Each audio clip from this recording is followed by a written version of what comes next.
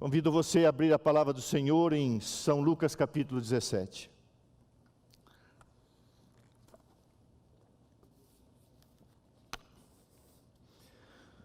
São Lucas 17, encontraram? O título do sermão: A fé no tempo do fim. Se você ler a Bíblia e estudar esse assunto nos livros da profecia, Daniel, Apocalipse, Hebreus, são livros muito afinados com o santuário celestial e o retorno de Jesus. Logicamente toda a Bíblia. São Mateus 24, São Lucas 21, São Marcos 13, você vai entender uma coisa: de nós será exigida uma fé, de nós será requerida uma fé diferente. E Deus, na sua graça, Deus, na sua misericórdia, está permitindo prenúncios do tempo de angústia, para que a gente possa entender nesse momento a dependência que precisamos ter de Deus. Não uma fé infantil, mas uma fé arraigada, uma fé que supera o luto, a dor. Não que Deus não vai entender o seu choro, o seu luto, o seu sofrimento. Deus vai destruir o luto e o sofrimento. Mas nós precisamos de fé para passar por essas coisas, por essas provações. E você vai entender que tipo de fé, que espécie de fé é requerida de nós nesses dias. Então, São Lucas 17, o verso 11 diz assim: De caminho para Jerusalém, passava Jesus pelo meio de Samaria e da Galileia. Guarde essa frase: de caminho para Jerusalém. Verso 20. Jesus agora atravessa a Galileia, passa o Rio Jordão e vai para a região em frente, do outro lado do Rio Jordão, em frente a Samaria. Jesus vai para Pérea. E provavelmente ali um grupo, ou no transcurso da viagem, em algum momento, Jesus foi interrogado pelos fariseus sobre quando viria o reino de Deus. Jesus lhes disse: não vem o reino de Deus com visível aparência, nem dirão, ei-lo aqui ou ei-lo lá, porque o reino de Deus está dentro de vós. A seguir dirigiu-se Jesus aos discípulos: a você e a mim agora, virá o tempo em que desejareis ver os dias do Filho do Homem. Esse é o tempo que nós desejamos ver Jesus voltar. Agora, na outra frase, estou levando para o passado: e não o vereis. Jesus falando a eles: então vos dirão, ei-lo aqui ou ei-lo lá, não vades, nem os sigais, porque assim como o relâmpago fuzilando brilha de uma outra extremidade do céu, assim será no seu dia a vinda do Filho do Homem. Mas importa que primeiro ele padeça muitas coisas, referindo-se ao passado, a cruz, e seja rejeitado por esta geração. Agora Jesus falando do futuro, porque as coisas de Deus fluem do passado para o futuro, para o presente. Assim como foi nos dias de Noé, assim também será nos dias do Filho do Homem. O dia, a hora era a cruz, os dias finais. Comiam intemperança, bebiam, bebedice, glutonaria, e davam-se em casamento. É uma expressão que significa imoralidade. Não é pecado errar, não é pecado casar, não é errado casar, mas a expressão se refere ao que esse mundo fez da bênção do matrimônio, da bênção da sexualidade, da perversão que nós estamos vivendo. Comiam, bebiam, casavam-se, davam-se em casamento até o dia em que Noé entrou na arca e veio o dilúvio e destruiu a todos. O mesmo aconteceu nos dias de Ló. Comiam, bebiam, compravam, vendiam, plantavam e edificavam. Mas no dia em que Ló saiu de Sodoma, choveu do céu fogo e enxofre e destruiu a todos. Assim será no dia em que o Filho do Homem há de se manifestar. Naquele dia, quem estiver no eirado e tiver os seus bens em casa, não desça para tirá-los. E de igual modo, quem estiver no campo, não volte para trás. Guarde essa expressão, não volte para trás. Verso 32. Só o verso 32 dá um sermão. Lembrai-vos da mulher de Ló. Quem quiser preservar a sua vida, perdê-la-á, e quem perder de fato a salvará. Digo-vos que naquela noite 2 estarão numa cama, um será tomado e outro será deixado. 2 mulheres estarão moendo juntas, uma será tomada e a outra será deixada. Verso 36, que em algumas versões existe, em algumas não, por isso está entre colchetes. 2 estarão no campo, um será tomado e outro deixado. Então lhe perguntaram, onde será isso, Senhor? Respondeu Jesus, isso aqui é um provérbio. Também dá outro sermão, onde estiver o corpo, aí se ajuntarão os abutres. Capítulo 18, verso 1. Disse-lhe Jesus uma parábola sobre o dever de orar sempre, nunca esmorecer. Verso 7 e 8 de Lucas 18. Não fará Deus justiça aos seus escolhidos que a Ele clamam dia e noite, embora pareça demorado em defendê-los? Digo-vos que depressa lhes fará justiça. Quando Jesus fará a justiça final, a justiça de Deus ela é plena, ela é completa, e a justiça de Deus é perfeita. E Jesus então faz uma pergunta que é o tema do sermão dessa manhã.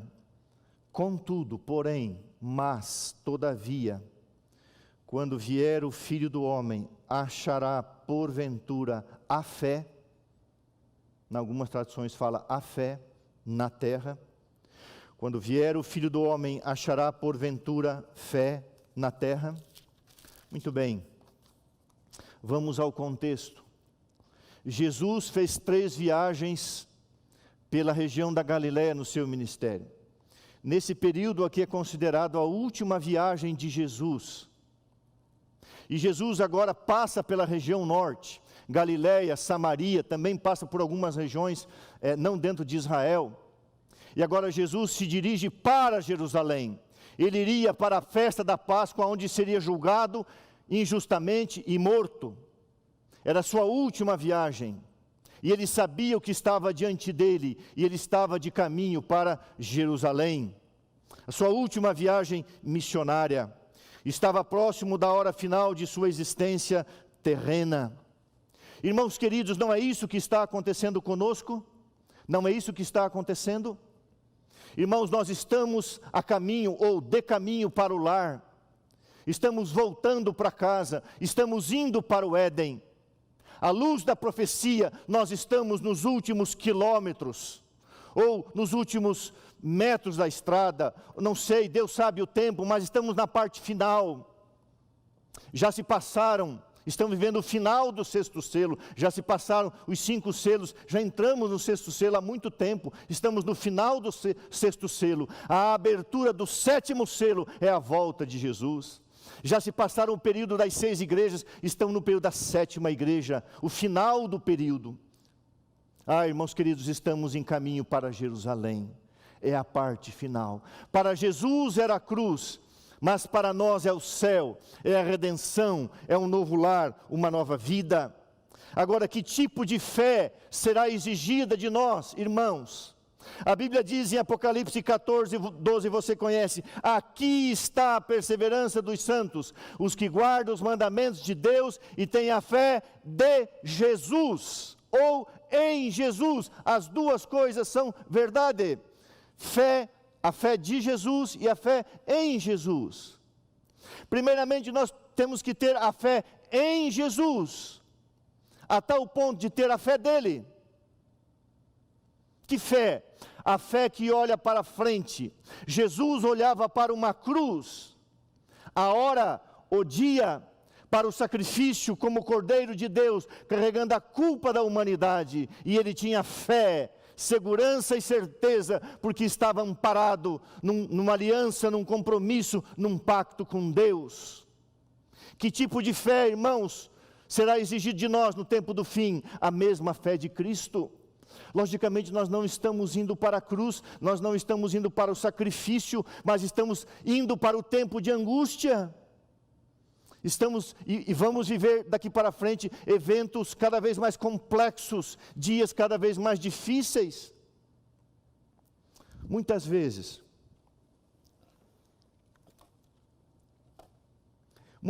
eu me pergunto, eu vou olhar aqui nessa câmera. Eu vivi um período, e eu vou explicar então porque pode parecer que não estou vivendo, mas eu vivi um período ministerial na minha vida em Curitiba, como pastor da igreja por 6 anos, que foi um período assim, muito abençoado. E era um período assim de muita paz, de muita prosperidade, em vários aspectos. Não estou falando de coisas materiais, mas uma riqueza de detalhes espirituais e de milagres, muitos milagres. Um dia, ali na igreja, na hora que eu estava pregando um apelo no sermão, uma irmã que era proprietária de um cartório se levantou no meio da igreja e começou a aplaudir. Eu fiquei extremamente constrangido. O pastor jamais deve receber aplauso, encômio, elogio. Essas coisas não fazem parte da necessidade do pastor. Tudo tem que ser encaminhado para Deus, encaminhar para Jesus, honra e glória a Ele. Mas a irmã levantou, começou a bater palma, e eu conhecia aquela irmã, tinha ido na casa dela tomar um chá da tarde, não fazia muito tempo, e eu olhei para ela e falei, irmã, com todo o respeito, não faça isso. Ela se empolgou com algumas frases, e eu fiquei constrangido, a igreja ficou constrangida. Mas o pastor Cláudio Bels, naquela manhã, ele viu que atrás de mim, no púlpito, havia um anjo. E muitos irmãos relataram que sentiam uma presença, mas o pastor Cláudio Bels viu um anjo. E essa irmã viu um anjo. Ela logicamente não estava batendo palma para mim. Ela na porta, ela chegou, me abraçou e disse, pastor, tinha um anjo atrás do senhor. Uau! Eu sei que tem aqui, ao lado dos filhos de Deus, eu creio nisso. Mas quando alguém vê... Então foi um período muito bom. E eu fico pensando nas palavras do apóstolo Paulo e de Jesus Cristo, que diz assim, quando vos disserem, Paulo diz, quando vos disserem paz, eis que lhes sobrevirá repentina destruição. Eu fico muitas vezes me perguntando, meu Deus, será que já passou o período de paz desse mundo? Será que já passou, apesar das guerras recorrentes? Mas será que já passou o período de paz, ou vamos viver um período de paz melhor do que passamos alguns anos atrás? Parece que a vida estava boa, né? Parece que as coisas estavam bem, não é? Para a sua empresa, para o seu negócio, parece que estava tudo certo. Será que já passou esse período? Não sei. Mas a Bíblia diz, quando vos disserem paz, haverá repentina destruição. E a fé que nós precisamos ter é a mesma fé que Jesus teve a caminho de Jerusalém. Irmãos, nós estamos a caminho para Jerusalém celestial. Você crê nisso?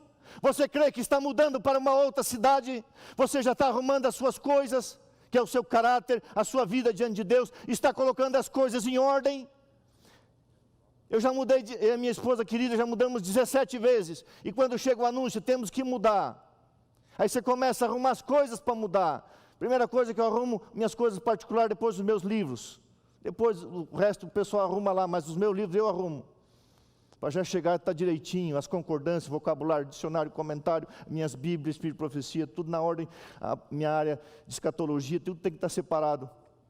Você está arrumando as coisas, você está fazendo as malas, você tem fé que Jesus em breve vai voltar. Não estamos aqui marcando data, não estamos dizendo que amanhã, ano que vem, não importa. Jesus voltará e nós estamos a caminho, ou de caminho, para Jerusalém. É a fé que nós temos que ter nesses dias que assola a humanidade. É a fé de Jesus. A fé de alguém que caminhava para o sacrifício, para a cruz, para uma morte cruenta, horrenda, injusta. Irmãos queridos, agora São Mateus 17, verso 20 e 21. Então, nessa viagem, interrogado pelos fariseus, quando viria o reino de Deus, Jesus disse, não vem o reino de Deus com visível aparência, nem dirão, ei-lo aqui ou lá, porque o reino de Deus está dentro de vós. São aliás, 1 João 5,12 diz assim: aquele que tem o Filho tem a vida eterna. O Espírito Santo no coração do crente, diz Ellen White, torna-o completo em Cristo. O reino de Deus está dentro de vós. Deus criou o homem para a associação com Ele. O homem peca e Deus estabelece o período dos altares. Ali Adão e Eva e as suas gerações iam ter comunhão com Deus até a era patriarcal. Era um lugar de comunhão com Deus. Aí Deus manda Moisés fazer um santuário móvel, diz: far-me-ão um santuário, Êxodo 25:8, e habitarei no meio de vocês. Deus vem para mais perto, Deus está no meio do seu povo. O santuário de Salomão, depois da reconstrução do período de Herodes, ainda era o templo. Deus chegou um pouco mais perto, a sua glória se manifestava também no Shekinah. Agora é o templo fixo, mas depois da encarnação, irmãos queridos, a Bíblia diz: eu e o Pai viremos e faremos morada nele, dentro dele. O reino de Deus está dentro de vós. Quem tem o Filho tem a vida, e a vida eterna é esta, que te conheçam a ti, como o único Deus verdadeiro, e a Jesus Cristo a quem enviaste. Quem tem Jesus, quem tem o representante de Jesus, o Espírito Santo de Deus dentro de si, já tem o reino de Deus. Por isso que, quando uma pessoa descansa, quando uma pessoa morre, na segunda-feira da semana que passou, bem cedinho, o Wilson Azevedo e a Rose: pastor, o pai não passou bem a noite, querido irmão Elias Azevedo, estava com câncer, queria ficar em casa, ficou muito bem em casa. Wilson e Rose, eu sei que vocês estão assistindo, meus amados.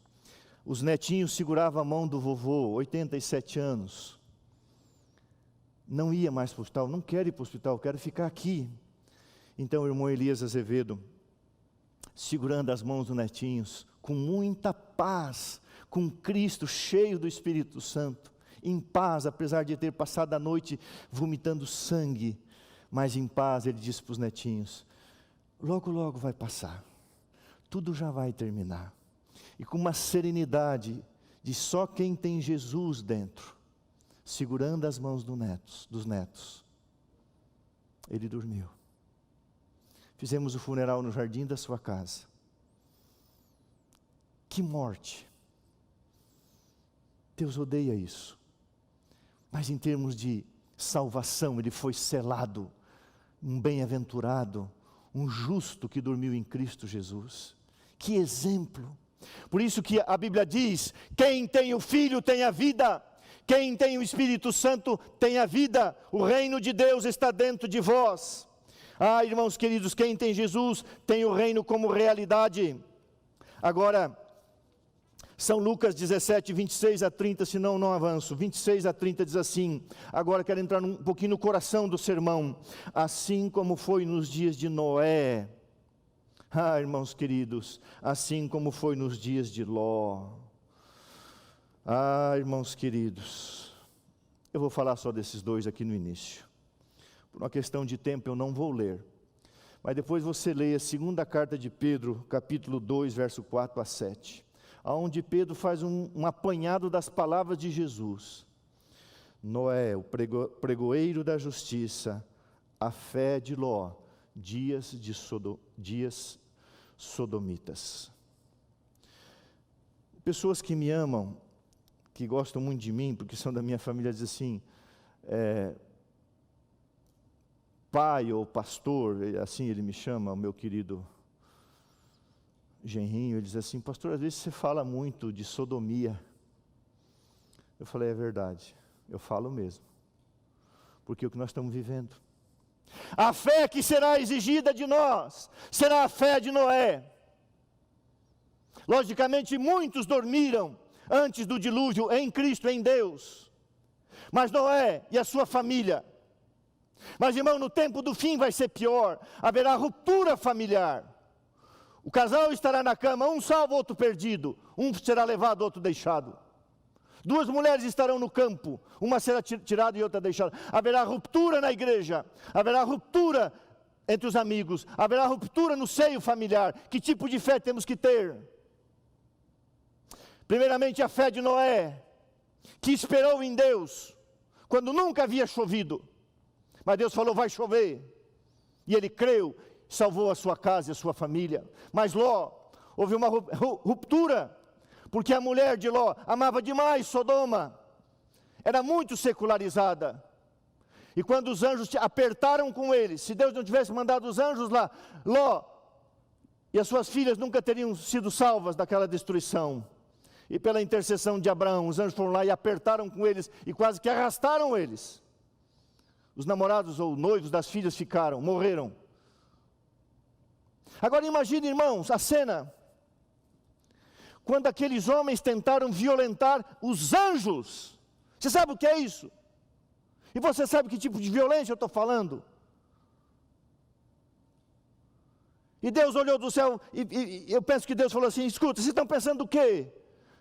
Quando Ló disse assim, abusem das minhas filhas a noite toda, deles não, porque são estrangeiros, eram anjos de Deus, e eles foram atacados de cegueira, dias sodomitas, não tem como esconder.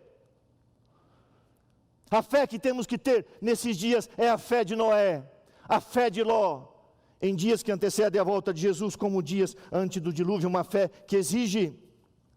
Eu vou citar algumas coisas aqui. Precisamos ter a fé de Abraão, o peregrino hebreu, a fé de Ananias, Misael e Azarias. Logo, irmãos, haverá um governo plenipotenciário nesse mundo. Logo haverá um decreto universal. Logo haverá uma adoração compulsiva. E você e eu vamos escolher a fornalha ardente ou uma adoração compulsiva, um decreto universal e um governo plenipotenciário. Nós vamos olhar para o céu e dizer, eu adoro a Deus. E nós vamos dizer como Ananias, Misael e Azarias, os nomes judaicos. O rei, fica sabendo uma coisa, eu acho tão legal esse negócio. Parece que eles têm sabe, às vezes eu falo muito rápido, eu tenho que falar um pouco mais devagar. Mas você tem que desconfiar de um cristão que não tem bom humor. O cristão, ele é bem-humorado. Muitas vezes ele não é feliz, mas ele é alegre em Jesus.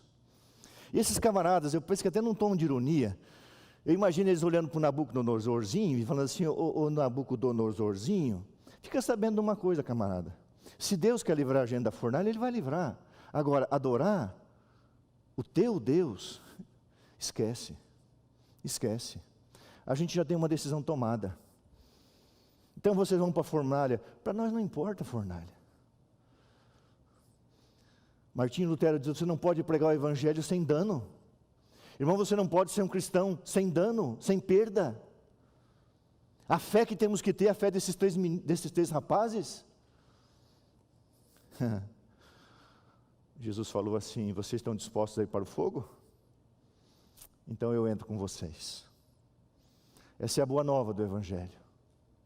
Nunca uma pessoa é tão grande diante de Deus como quando ela se tornou ou se torna mártir por causa do evangelho. Todo mártir morreu como um vencedor. E a fé que já é exigida, requerida, necessária para esse tempo, é a fé dos 3 garotos hebreus. A fé de Daniel.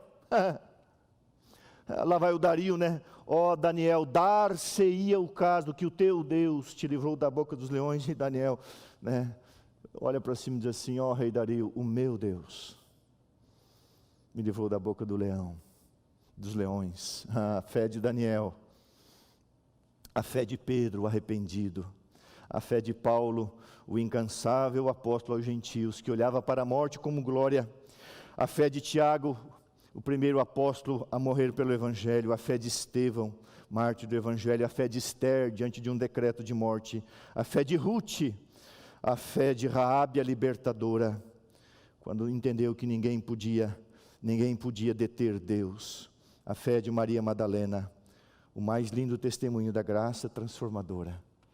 Mas também tem a fé dos imperfeitos, né? Todos eles eram. A fé de Davi, a fé de Salomão, a fé de Elias, que em algum momento fraquejou. Todos somos iguais. Mas quando você lê Hebreus 11, você vê ali Sansão, Gideão, Baraque, homens, profetas que deram a vida. É essa fé que nos é exigida, essa fé que nos é necessária nesse tempo. E indo, irmãos, para São Lucas 18, 1. Disse-lhe Jesus uma parábola, isso aqui é um outro sermão sobre o dever de orar sempre e nunca esmorecer. Se você não quer que a tua fé esmoreça, não esmoreça na oração, não esmoreça no estudo da lição da escola sabatina, que é um instrumento de Deus para te jungir a comunhão diária.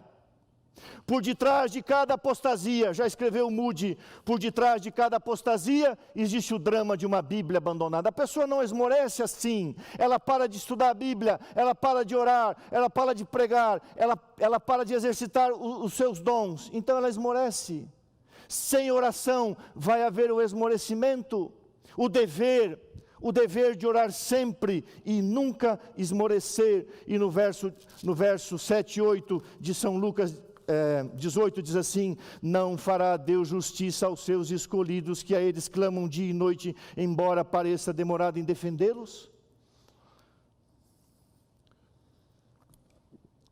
Hoje de manhã eu recebi um WhatsApp, e eu quero aqui com toda a humildade, carinho, amor e respeito, por favor, com muita humildade eu falo isso, eu peço a compreensão de queridos irmãos. Eu tenho Facebook por causa da igreja, eu tenho Instagram, para acompanhar as coisas da igreja e outras coisas que fazem parte do meu ministério e do meu interesse pessoal, lícito. E os irmãos mandam mensagem no direct, no Instagram, no Messenger. Às vezes eu consigo responder, às vezes eu não consigo responder. A gente tem um rebanho aqui que eu preciso visitar, cuidar, que são mais de 4.000 pessoas, junto com meus queridos colegas e anciãos, que nos ajudam muito, que trabalhamos unidos. Mas ontem alguém passou meu telefone para uma irmã querida, Edjânia, lá do Rio de Janeiro. Não sei, querida irmã, se você está assistindo, ela perdeu seu amado esposo, pastor Elias. Eu tirei um tempo da minha casa até aqui, que eu demoro uns 20 minutos, e a gente veio conversando. Que tipo de fé essa irmã precisa quando perde o seu amado esposo jovem? Que tipo de fé? Nesse mundo injusto, nesse mundo caído, a morte é uma injustiça, mas logo Jesus voltará e fará justiça aos seus escolhidos. Jesus fará justiça, ou seja, trará vida àqueles que morreram nele. Agora Jesus faz uma pergunta: quando vier o Filho do Homem, achará fé, confiança? Irmãos, por que que Deus está permitindo esse período pandêmico no planeta? Para a gente fortalecer a nossa fé, para você fortalecer a sua fé, a sua confiança nele. Uma chance que Deus está dando, antes que venha um grande tempo de angústia que vai sair com o fechamento da porta da graça. Começa com o fechamento da porta da graça. Deus está dando uma oportunidade para a gente, dizendo: presta atenção, meu filho, olha a chance que eu estou dando para você. Agora, a cidade de São Paulo, onde vivemos, 5 dias de feriado, irmão, aproveita se você puder, leia bons livros, leia o Espírito de Profecia, leia a Bíblia, leia o Grande Conflito, leia a Preparação para a Crise Final, assine a Revista Adventista, tenha contato com as coisas de Deus. Se você está viciado aí em séries da Netflix, da Amazon Prime, não é errado você assistir um bom filme junto com a tua família, com a tua esposa, não tem nada de errado nisso. Mas esses dias eu comentei com a minha esposa, parece que agora o vício não é mais novela, o vício agora é séries. É séries e séries e séries, e eu vejo muitas pessoas, às vezes nas rodas de conversas por aí, comentando de séries. E só fala de série, parece que não conhece a série O Grande Conflito. Você sabe a sequência da Bíblia? O que é um livro histórico? O que é um profeta maior, um profeta menor, profeta pré-exílio, pós-exílio? Você sabe o que é narrativa? Você sabe quais são as séries da Bíblia? Não. Como é que você quer ter fé? Agora, eu não vou falar. Não vou falar. Tem até irmão assistindo a série Lúcifer, que um dia eu estava ali com a minha esposa. Lúcifer, o que é isso aí? É uma série. Tem até a série do demônio, mas só vi assim as imagens, né? Parece que é uma coisa assim bonita, né? Essa você sabe. A fé. Mas fé em quê? Fé em Jesus Cristo. E Jesus disse assim: quem quiser me conhecer, conhecerá acerca da doutrina. Eu vou mencionar, porque é um sermão que eu vou pregar mais na frente. A doutrina de Deus. Existem 6 grandes doutrinas na Bíblia. A doutrina de Deus, Deus Pai, Deus Filho, Deus Espírito Santo e a revelação. A doutrina do homem, criação, pecado, queda, redenção. A doutrina da salvação pela graça e somente pela graça. Ellen White diz, quando nós chegarmos no céu, nós vamos entender que tudo nós devemos à livre graça de Deus. Só isso, mas uma graça que transforma, um amor que te leva à ação, que te leva à obediência, a doutrina da salvação, a doutrina da igreja. Irmãos, eu vou falar uma coisa aqui, que eu pensei, eu não vou falar, mas vou falar. Ao ler, depois eu vou mostrar, ao ler essa semana bastante sobre Lutero, o herói da reforma, em 1517 e depois 1521. Os 2 grandes impactos da reforma, a dieta de Worms e as 95 teses na igreja ali em Wittenberg. Lutero, já repeti aqui, você não pode pregar o evangelho sem dano, sem crítica.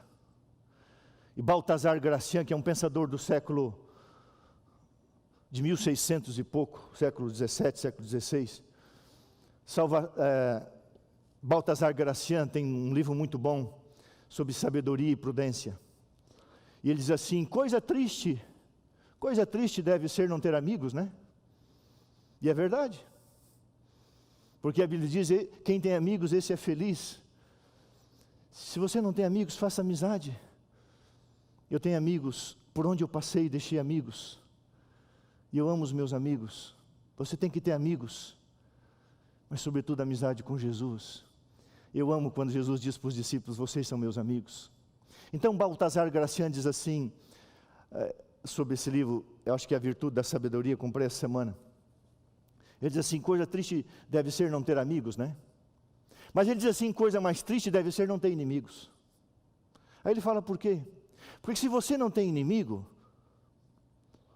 você não faz nada, você não escreve nada, não produz nada, você não tem quem te inveja, quem te critique. Então você não é nada, você não é ninguém. Então quando você olha para Jesus e para os apóstolos, para os profetas, eles tiveram muitos inimigos gratuitos. Então se você tem inimizade do diabo e de pessoas que não seguem a Jesus, alegrai-vos no Senhor. Jesus disse, bem-aventurado é você, porque assim me perseguiram os profetas também. Então você vai sofrer dano, vai sofrer crítica.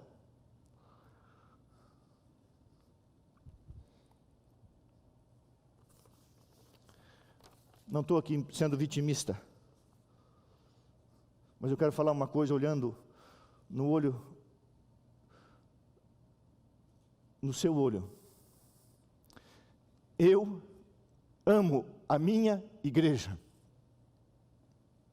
Eu amo a igreja adventista do 7º dia.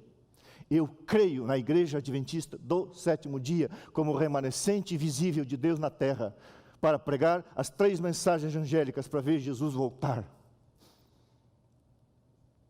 Eu vivo pela igreja. Eu amo a igreja. Eu amo ser pastor. E eu morrerei defendendo a minha igreja, guiada por homens, meus líderes, meus superiores, em qualquer nível que eu respeito, porque Deus os colocou lá. E por algum tempo eu estive em algum lugar também. Não me importa o lugar. Importa é o coração e o serviço. Eu amo a minha igreja. E eu fico triste. Por isso que eu fico triste. Não chateado, fico triste só. A nossa igreja no estado de São Paulo está passando por um dilema intenso num dos nossos colégios. Colégio no interior. Infelizmente, foi o vírus para lá e está sendo muito controlado. Se você souber, e o pastor Douglas está aqui, o que os professores estão fazendo, os funcionários, os pastores, E eu vou me referir a apenas dois, na liderança do pastor Martin Kuhn e do pastor Antônio Marcos. E todos os demais, dormindo 2 ou 3 horas por noite, voluntariamente, fazendo higienização, trocando de quarto, fazendo rodízio, e está passando o problema lá. Se dedicando dia e noite, dando sangue, dando dinheiro. Vai lá ver o que os servidores estão fazendo. Agora, sujeito, eu não me refiro a ninguém. O chapéu não é para ninguém, então não coloque o chapéu se não é para você. O sujeito pega a mídia dele, pega os meios que ele tem, que eu não vou mencionar, porque daí o sujeito já vai começar a falar bobagem por aí, e crítica, e aí tem os investigadores. Estão investigando o que está acontecendo aqui e acolá, no Hospital Adventista, no NASP Engenheiro Coelho, Hortolândia. Os investigadores aí escrevem, publicam a pobreza, a miséria, a desgraça da igreja, o infortúnio da igreja. Vai lá, irmão, limpar o dormitório. Vai lá recolher vômito. Vai lá limpar os banheiros, como os professores estão fazendo. Os pastores, preceptores e os voluntários, que são milhares. Para de escrever. Quantas almas você já levou a Jesus? Quantos estudos bíblicos você deu? Não, mas eu posso, né? E aí chega para mim, eu falei assim, irmão, não manda essas coisas para mim, não quero ver, não quero saber. Eu quero olhar para a luz, eu quero olhar para Jesus, para as coisas positivas. Converso com o pastor Douglas, quase todos os dias, a luta desse homem, da sua equipe, para preservar o nosso colégio. O que ele está fazendo aqui dentro, dia e noite trabalhando. A hora que eu ligo, esse homem está com o telefone pronto. Eu vou criticá-lo? Vai ajudar a igreja, vai servir a igreja, para de criticar. Então, se você é um crítico, pelo menos faz uma coisa, não usa o nome sagrado, instituído por Deus, Igreja Adventista do Sétimo Dia. Não use esse nome. Se declara seguidor de outra coisa, mas não do adventismo. Eu amo a igreja, vou defender a minha igreja, porque eu vivo por ela, ela que me sustenta, ela que sustentou minhas filhas, que deu educação para as minhas filhas, mas não é esse o meu motivo, é porque eu fui chamado e creio na igreja, e vou morrer trabalhando para Jesus, porque Ele é o dono da igreja, Ele é o Senhor da igreja, a igreja está sobre Ele, e ela não vai cair, irmãozinho, ela não vai fracassar, irmãozinho. Você vai entender o porquê agora. Coloca o PowerPoint lá.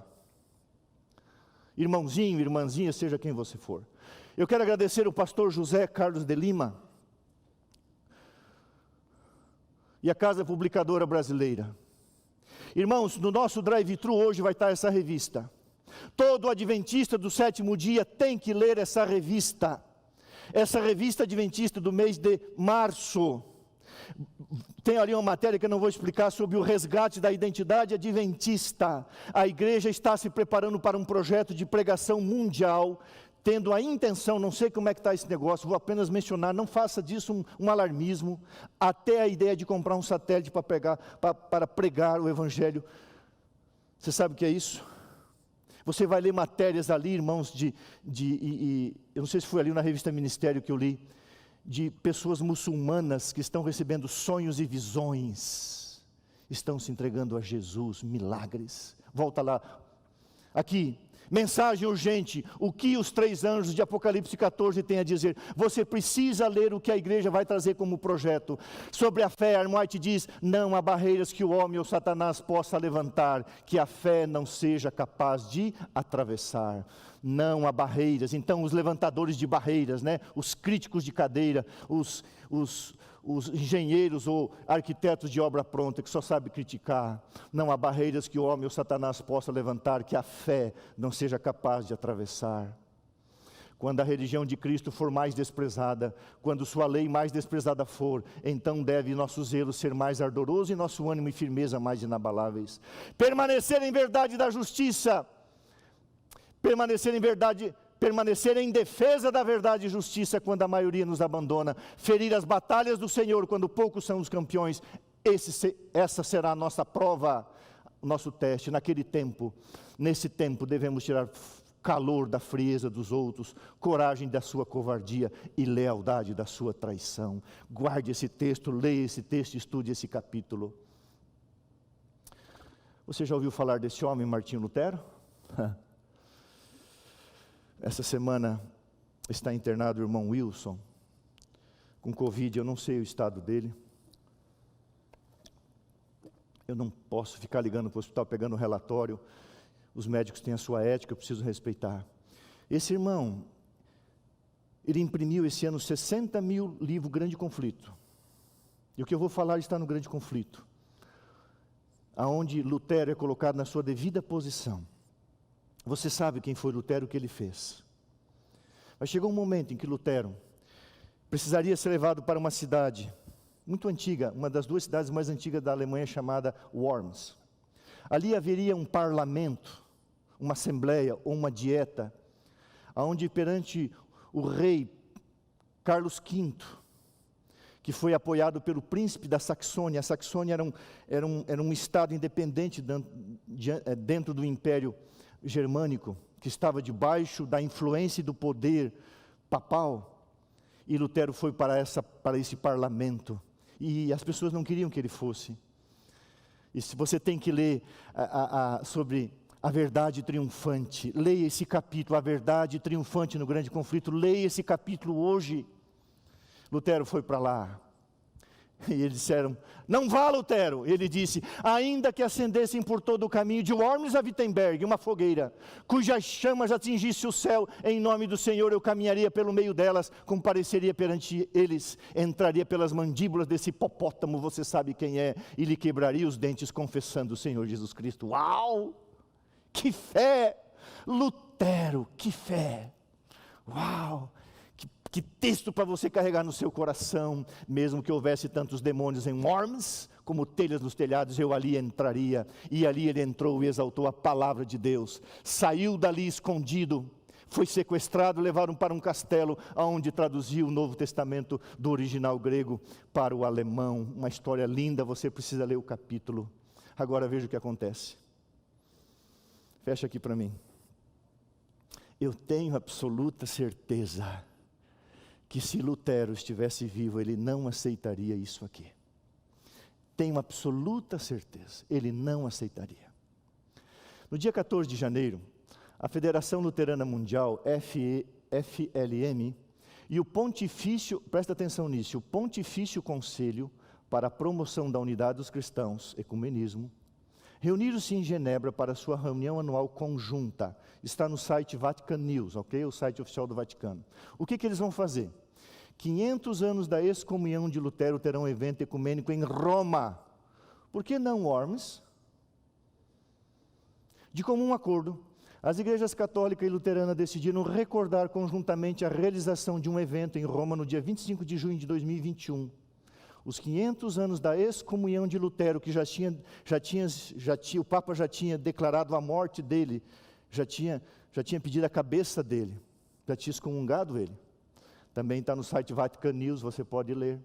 Agora veja bem, esse encontro foi presidido pelo secretário-geral da Fundação Luterana Mundial, Dr. Martin Jung, e pelo presidente do Pontifício Conselho para a Unidade e Unificação dos Cristãos, o Ecumenismo, cardeal Kurt Koch, que concordaram em recordar conjuntamente em 2021, os 500 anos da excomunhão de Lutero, ocorrida neste ano 1521, então faz 500 anos esse ano. Agora veja o que está escrito, que coisa linda, irmãos, olha que coisa linda. Segundo o compromisso assumido por luteranos e católicos de passar progressivamente do conflito à comunhão, olha que frase linda, do conflito à comunhão. Abre aspas, o que mostrará como o caminho ecumênico das últimas décadas nos permitiu reexaminar um momento doloroso da história em um espírito de abertura ao dom da unidade. Unidade pela qual luteranos e católicos continuam a rezar e a trabalhar juntos, diz o site do Dicastério Vaticano. Fecha aqui para mim, Moisés. O que é o dicastério? Você sabe o que é o dicastério? É o tribunal romano da Cúria. O Estado do Vaticano, ele tem leis e órgãos de regulamentação política, civil, governamental e judicial ao seu modo. É um Estado soberano. Então, se você estudar como funciona o Estado do Vaticano, você vai encontrar a Cúria, a Santa Sé. A Cúria é o governo civil, é o governo administrativo, e eles têm um tribunal. E esse tribunal se chama dicastério. Linda palavra, né? Mas é um tribunal. Então, a Cúria Romana, que é o órgão da Santa Sé, do governo da igreja, através do dicastério, desse tribunal, está fazendo uma coisa muito linda, que Lutero jamais aceitaria: a reunificação do catolicismo com o luteranismo.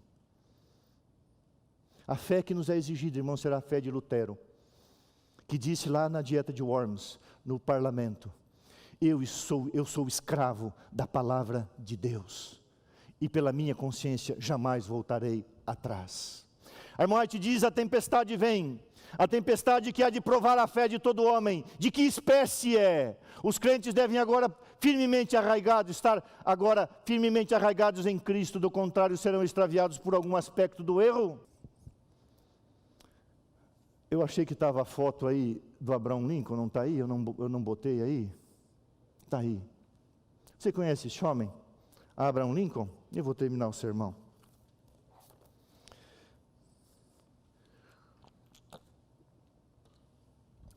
É considerado, eu li alguma coisa sobre a história americana, eu gosto muito da história americana.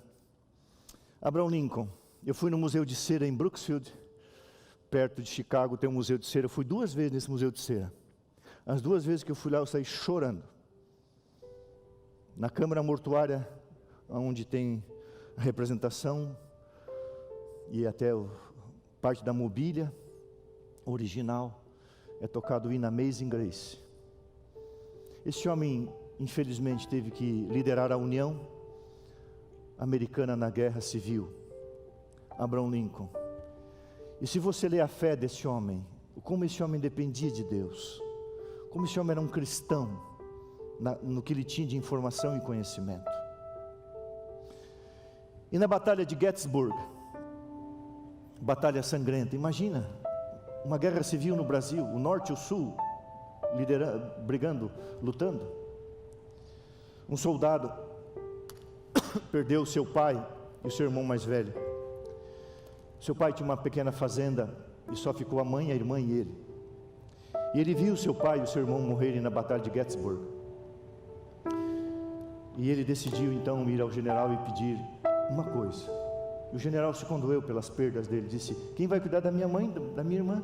Está chegando a primavera, precisamos plantar. Só eu. Ele disse: me permita ir até Washington conversar com o presidente Lincoln. O general permitiu. Imagina. E esse garoto foi até a Casa Branca. E ele chega no portão, está o guarda. E o guarda diz assim: o que você quer? Se eu quero conversar com o presidente? Falou: rapaz. E ele falou: eu sou um soldado. Eu falei: o que importa? Nós estamos em guerra. Filho, volte para a guerra, que é o seu lugar. Volte para a luta. Você não vai entrar aqui, imagina. O presidente não tem tempo para te receber. Estamos em guerra. Ele está no salão oval com a alta patente militar, estudando planos de guerra. Ele foi forçado a isso. Ele não queria isso, o presidente. Esse soldado jovem vai até próximo dali, se assenta num banco, desolado, triste. Imagina perder o seu pai amado, perder o seu irmão querido e agora ver a sua mãe em necessidade, a sua irmã. De repente chega um garotinho e diz: soldado, você está triste? Não? Ele olha para aquele menino e ele abre o coração. Ele abre o coração e fala do que estava acontecendo com ele, das perdas, da vontade de falar com o presidente. Esse garoto falou: eu entendo você. E ele abriu o coração para o menino, um garoto. Aquele menino toma ele, passa pelo guarda, e aquele soldado pensa: não vai barrar? Não vai cercear? E ele vai entrando pelo salão, pelos portões, pela porta da Casa Branca, ele vai entrando e todo mundo olha e ninguém faz nada, e o soldado fica estarrecido. E aquele garoto se dirige à porta do salão oval e nem sequer bate, ele abre e entra.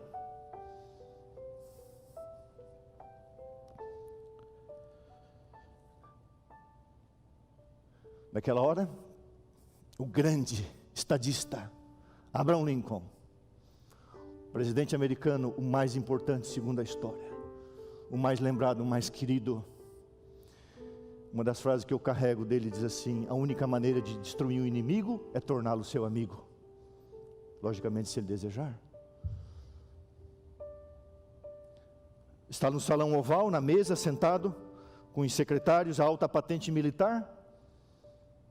E Abraham Lincoln olha para aquele garoto e diz: Ted, você pode me apresentar ao seu amigo? E aquele garoto diz: pai, esse homem precisa de você. Esse soldado precisa de você. E Abraham Lincoln,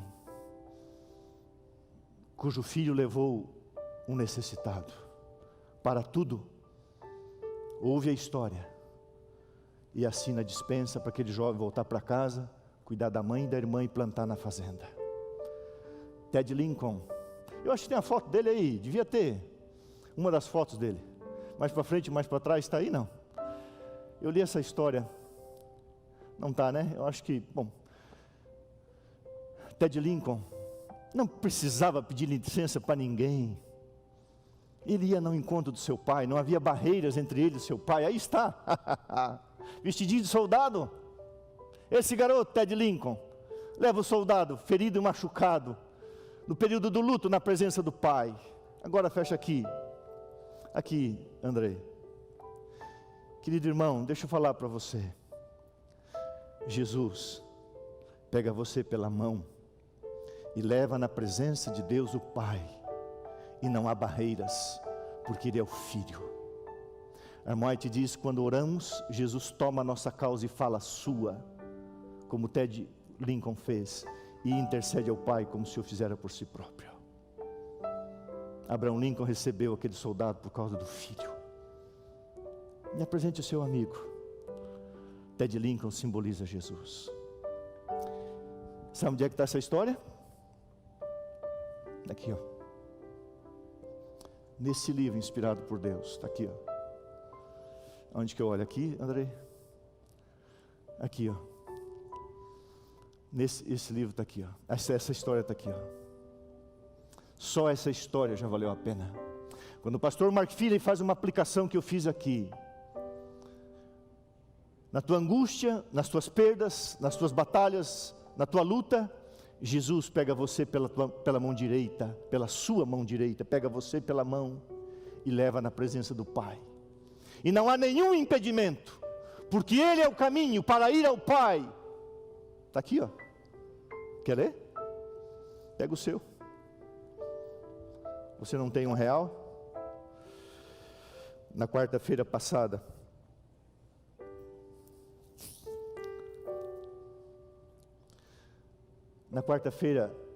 às 6 horas da manhã, eu tenho um hábito, meu hábito diário, pela manhã. Eu acordo, oro, uso o banheiro, me lavo, normalmente tomo um banho frio. Eu gosto demais de tomar banho gelado de manhã, já dá aquela acordada, já fico esperto. Aí vou estudar, não ligo o celular, fico meu tempo de comunhão com Deus. Os irmãos me procuram até as 10 da manhã, não vão me achar, eu estou em comunhão com Deus. Raramente eu ligo o celular. Se eu ligo antes é porque eu acordei antes, mas eu fico com Deus. Depois eu vou ligar esse negócio aí. Mas aquele dia eu senti uma vontade de ligar. Eu olhava para o celular, estava ali perto. Eu liguei o celular, uma ligação. Pastor, Marcão, dizia o seu filho, Tiago. O Marcão acabou de deixar a gente. Era um amigo com o qual eu falava com ele toda semana.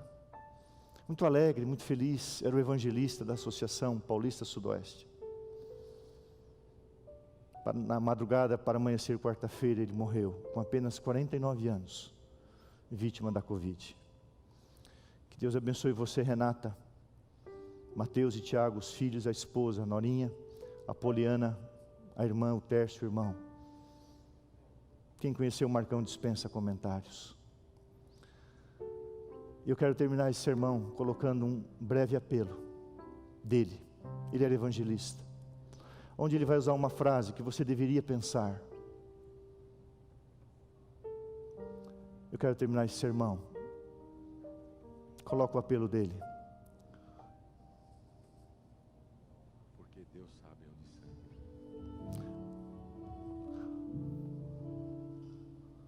Deus é aquele que só habita no coração da gente. E não apenas esquadrinha, Ele vive as nossas feridas. E não apenas vê as nossas feridas, Ele sara cada uma delas. Porque Deus derrama do céu o seu azeite sobre cada ferida e restitui em nós a alegria da sua salvação.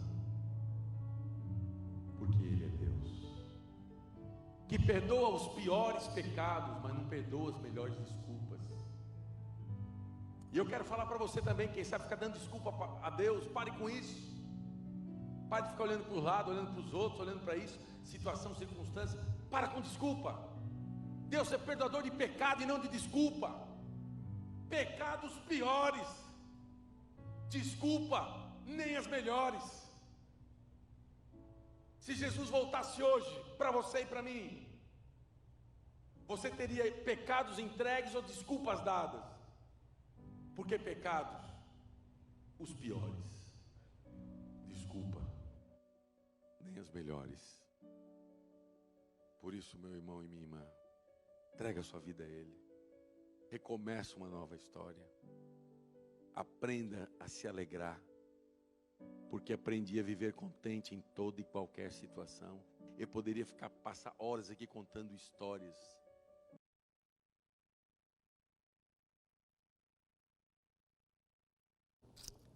Na quinta-feira, antes do pastor Marcos Tosta, o Marcão, a gente chamava de Marcão, antes de ele internar, eu liguei para ele e ele estava ofegante. Eu falei: amigo, corre para o hospital. E a associação providenciou tudo e ele foi levado para o hospital adventista, não porque eu sugeria, porque ele tinha que ir mesmo. Ele foi muito bem cuidado. E nós oramos muito. Mas aprove a Deus permitir que o pastor Marcos Tosta, com apenas 49 anos, descansasse. Inacreditável. Fazia muito tempo que eu não chorava por alguém. Porque a gente era bastante amigo, como ele era amigo de todos. Mas a gente tinha uma ligação. Ele já foi cremado.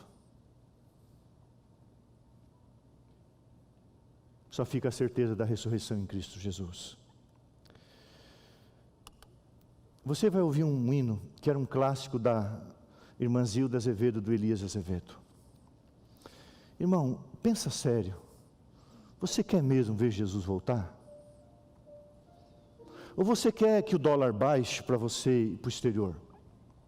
Ou você quer comprar o seu apartamento ou quitá-lo? Ou você quer comprar um carro novo que saiu aí? O que você realmente quer? Que as coisas voltem à normalidade pecaminosa que estávamos? Porque é isso que o mundo vai continuar. Você realmente quer ver Jesus voltar? Sabe, verdadeiramente quer ver Jesus voltar quem prega o Evangelho e apressa a volta de Jesus. Por isso que eu resolvi nessa manhã fazer um apelo à minha igreja do NASP São Paulo. Lá na associação, no nosso querido Céus, tem esse livro. Nós vamos colocar 50 mil aqui, mais 50 mil. Nós vamos distribuir 100 mil livros, porque 100 mil pessoas precisam ler a mensagem dos 3 anjos que está aqui de uma forma amorosa, carinhosa, pregando de uma forma muito poderosa. E essa história que eu contei de Abraham Lincoln, seu filho, está nesse livro maravilhoso. Ele é recheado de histórias lindas, tocantes. Você quer mesmo ver Jesus voltar? Eu acho que ele não está aqui.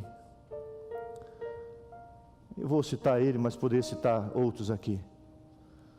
Faça como a irmã Elisete, faça como Levi, o primeiro ancião, como o pastor Douglas, faça como os irmãos que estão aqui. Prega o Evangelho. Prega o Evangelho. Vai lá para o drive-thru se desgastar. Vai lá levar comida.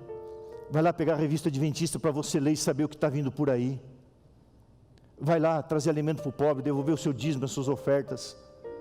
Mas sobretudo pegue esse livro. E como nunca, 5 mil, 10 mil, 15 mil. Um dia eu achei que estava muito empolgado, quando saiu essa ideia inspirada por Deus, de distribuir livros como folhas. Isso aqui é pregação do Evangelho, o Espírito Santo vai usar.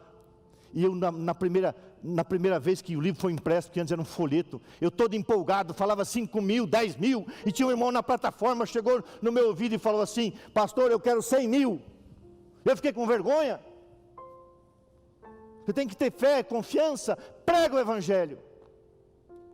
Leia, irmão, leia esse livrinho, eu duvido que você não vai levar para alguém. Você quer mesmo ver Jesus voltar? Se você não prega o Evangelho, você não pode dizer que quer. Você prega o Evangelho, então você realmente quer. Que Deus te abençoe. A fé que precisamos é a fé de alguém que prega, alguém que vive, alguém que se desgasta pelo Evangelho, alguém que coloca os recursos que Deus deu na pregação do Evangelho. Isso também faz parte da sua fé. Que Deus te abençoe. Quando eu vi esse livro na associação, na nossa amada Paulista Sul, eu liguei para o pastor Luiz, o presidente, falei: pastor, eu estou vendo esse livro aí, pastor, o que eu faço? Ele falou: pode distribuir. No dia 30 de outubro vai ter o grande Impacto Esperança. Mas como igreja nós entendemos que também podemos fazer isso agora. E a gente está empolgado, porque São Paulo está de pernas para o ar. As pessoas estarão em casa essa semana, elas terão tempo de ler. A gente crê que podemos fazer isso agora, mas não podemos distribuir dentro do colégio, o colégio está fechado. E então, mostra esse casal querido para mim, meus amigos, irmãos, o Naor e a Arizete, um casal de Deus, um casal missionário. Eles têm uma loja aqui em frente, e nós colocamos 5 mil livros lá, e se precisar amanhã a gente leva mais os 45 mil ali, não tem problema. Então, bem em frente ao colégio, está ali o endereço, o telefone, só que eles começaram a receber telefonemas de várias partes do mundo e do Brasil. Então, eu queria fazer um concerto aqui, um concerto com S, tá? Um concerto com S, uma retificação. Você que é de qualquer lugar do Brasil, pegue na sua associação, fale com o seu pastor. Não que nós não vamos, mas nós não temos como botar isso aqui pelo correio.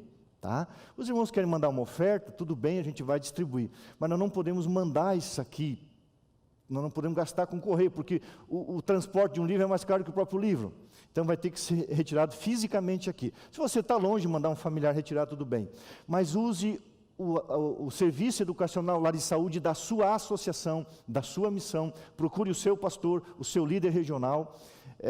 E a casa publicadora, com certeza, eu espero que o pastor Lima não fique bravo comigo, eu acho que a casa vai ficar feliz em produzir milhões e milhões e milhões, e nós vamos preencher esse Brasil, e nós vamos pregar o Evangelho com esse livro fantástico, um livro inspirado por Deus. Obrigado, irmão Naor, irmã Elisete, eles cederam a loja deles, porque amanhã eles vão estar abertos o dia todo, vocês vão lá retirar o livro, e vamos aos poucos, com bastante cuidado, distanciamento, passar álcool gel no livro, só cuidado que o álcool estraga a capa. Tá? Não põe álcool em cima, assim, faz um jeito que não estraga o livro, e bota esse livro, Esperança Além da Crise, fecha aqui no Aldrey. Andrei, Esperança Além da Crise. Que livro, que livro. Eu vou mostrar mais uma vez aqui. Irmãos, eu fui colportor 5 anos, trabalhei na colportagem 12 anos, eu vou morrer amando a colportagem. Eu amo a árvore de publicações, está aqui, ó. Pandemia, pestes e profecias, uau, escrito para amanhã. Vitória contra o medo, preocupação e ansiedade. A vacina definitiva, um poderoso equipamento de proteção, falando de EPIs. Permaneça saudável num planeta doente. Depois de tudo isso, a volta de Jesus, sua saúde financeira, aonde encontrar segurança. Ah, irmãos queridos, a mensagem dos 3 anjos, de uma forma fantástica. Um dia eu quero encontrar alguém no céu, que você vai me apresentar, porque você deixou esse livro. Obrigado, querido casal amigo, permaneçam aqui, convido os irmãos que estão aqui para a gente orar, vamos ficar em pé. A fé que precisamos ter, a fé de Lutero, a fé de Noé, pregoeiro da justiça. Lutero, um grande homem de Deus, cuja igreja dele jamais deveria retroceder. Ele jamais retrocedeu e retrocederia. Senhor, nosso Deus e Pai, obrigado por Tua palavra, pela esperança e pela fé. Obrigado, Senhor, por tua igreja, a igreja mundial, a igreja no território dos 8 países na divisão, a nossa igreja no estado de São Paulo, a liderança do pastor Maurício, a liderança do pastor Luiz na nossa associação.